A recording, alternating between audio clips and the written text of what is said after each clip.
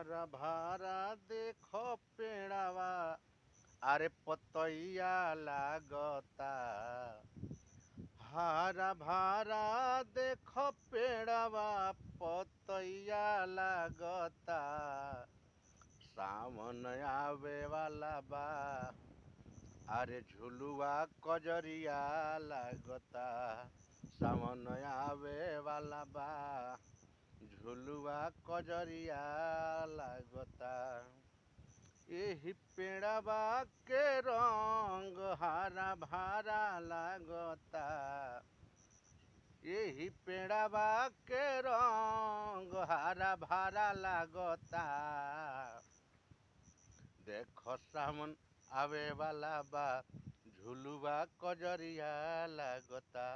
सामन आवे वाला बा झुलुआ कजरिया लागता।